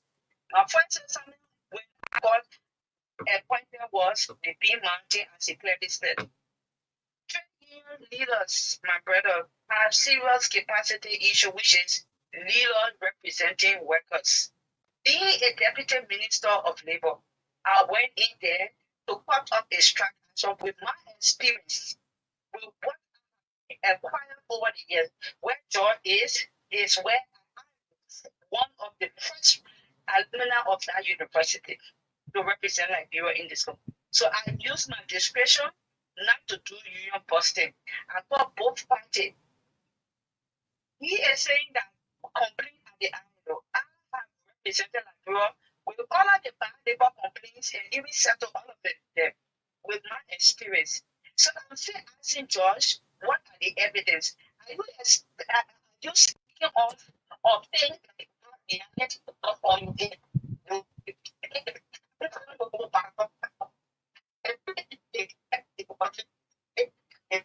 Hello? Her line is Hello? terrible, former minister. Hello? Hello? Yes. Yes, you just needed to step one side. Yeah, just Quickly, your line went bad. Let's hear you quickly. 30 seconds. Yes. I just appreciate George. His steadfastness to talk about some of the issue, but you need to speak to the players. He have identified that we are around. He ought to know that I'm a labor specialist like him, and I know what it takes when it has to do with representation of workers' interests. I'm saying before you bring or publish issue, you have to speak to the individual. Likewise, the journalist. If you, Chris, was to accuse me or heard anything of corruption, you would like to hear from my side. And that's why I expected Josh as a trade unionist, because he is a trade union or a labor researcher, but I am a trade unionist over a 25 years of experience with workers' issue. So I would like to say thank you for the opportunity to let Josh know I'm around. If you have any allegations of issues, labor issues that to me directly, you have my number, you can share with him, and let him call me directly. I will let him know before publishing issues about me. But if the publication is not bad at all, but it's an alleged issue, until he have evidence, you need to do more research. Thank you. But Josh is saying the complaint was filed to the ILO. So you go and settle scores with the ILO. Settle scores with the ILO. That was done 2010. Okay. I was appointed 2020. 2010, I represented Liberia as the head of delegation at the ILO. That delegation came. I carried facts and I carried the assistant minister who handled the BMAT issue. Let me make this crystal clear. I was not the Minister of Labor. I was the Deputy Minister of Labor. All the issues that has to do with labor issues that was to speak to directly was with Charles Gibson and handler or sat on BMAT issue. The record is clear. Okay, thank you. Thank you very much. Thank you very much. We can take, that's it? yeah. I mean, Yes. we got 3 more minutes. Yeah, We can time take is at very least fast 2 spent. calls. Josh, are you telling us? Hmm? Yeah, Take just one take that. call? Yeah. Okay. Hello? Hello? Hello. Yes, sir. This is Solomon G. Saah. I talk to you from Yahweh. Okay. We persevere in the jungle flag community. This is my question to the studio guest. Is the workforce of Liberia workforce structure? Because I hear the former minister talking about she work at manpower development at the Ministry of Labor. But according to my research, the workforce of society is not structured. So to your studio guest, the workforce of Liberia structure is supposed to be. Thank you. All right. So we can't take calls anymore. Thank you very much. We can't take calls anymore. Okay. Time is fast spent. Josh, a question to you by Mr. Solomon from the RIA Highway. And then you want to give us further information. You are claiming that former Labor Minister Charles Gibson's law firm was representing B Mountain. Is that what you say? You are correct. That's what I said. I said that it was alleged in Alleged by whom? in these allegations have been so grave to underscore the performance of the former minister. Yes, the former minister Charles Gibson represented and is still representing. You are a journalist, Chris Magdalene. Take your microphone. Go to the human resource arm of BA Mountain. Go and investigate to know who are representing their interests. I'm telling you, former Minister Charles Gibson is still representing the interests of BA Mountain against the Liberian people. That is the reason why, and these are some of the reasons why the labor sector refused to improve. That's why Mr. Dabat Allen, a high school graduate with No, but man, no hold on. They didn't tell you say to be manager for money, so you must be PhD. Leave the man's personal stuff and no tell us what has Dabat Ali done. Dabat Allen has been the only Liberian. Have you wondered why he is the only Liberian among the Turkish? Have you asked yourself why? Why? It is because of this double standard scheme. It's because he has been working in conjunction with former Labor Minister Charles Gibson against Okay. the Liberian people. And All right. these things cannot be understated. These things has been long gone. I mean, they have been happening for a very long time, and it's about time that we wake up, and it's about time that we do the right thing in the interest of our people. How can the workers, children, go to school in rain? They have no bus to commute them. Are you serious? How can workers, children live in a community where there are no proper sanitation? How can the people work without handbook? You go to work, they don't provide you handbook. But at the end of the day, Asila Meta will dismiss you and come tell you, say, Okay. where is the handbook? So these are some of the issues. And it's because of these people who compromise the interest of the Liberian people. That is the reason why Liberians suffer. It is not because Liberians are poor or we are poor. It's because we have leaders representing us who don't have time for us. They don't have interest in us. They just want to compromise our interest for themselves, for their own selfish gain, and for their own benefit. Thank you very much, George Tengbe. There in Europe, Germany to be specific. George has been giving us some insight about what's happening in the labor. Of course, there are big claims and counterclaims. We heard from the other side, and Jerome made an intervention. Jerome of the Minimum Wage Board made an intervention that some individuals recently fired by Minister Kopakura were wrongly fired, and he wants them given due process. That is, they did not carry themselves for the inspection. They went under the approval of Assistant Minister, my good friend Emmanuel Barnes. And then the former deputy minister called and made some records straight according to her. But what is important, the takeaway, George is further accusing former Minister Charles Gibson of representing the B Mountain, even when he was a sitting minister, allegedly. The reason why I got interested in this one, I called on former Minister Gibson when he was minister. I went along with Oscar Morba, then director of news, and I had a frank discussion with him. I was looking at the labor issue at King Jaw, not King Jaw, B Mountain and stuff like that. And he was brave to tell me that he had just refused $25,000 kickback to allow Turkish national serve as truck drivers, which I commended him. And I thought he was one in many Liberians. And he promised to arrange a trip that could take us there to do further investigation, that he was not going to collude. He was a different kind of minister. And I found it very difficult to believe what Josh is saying. So investigation continues. That is, Chris, investigation is continuing. Before you go, if you want, I can send to you the telephone number of the spokesperson for the workers at in King Jaw Beer Mountain. Mr. Kiatama is willing to provide you with every necessary detail that you need. He and myself, we have never talked about these things, but I'm telling you, as a labor investigator, I have visited these areas. I have seen that these people did not represent the interest of the okay, workforce. All right, George. All right, George. All you need to do, just text the guard number to me. Just text the guard number to me. So that's how we go home on this edition of State of the Nation. Tomorrow is Tuesday. We're going to be here happily. We will discuss more on what transpired Thursday and Friday. That's the agriculture symposium, and give the people time to participate, especially the living witnesses. Stevenson Sellee, good afternoon to you.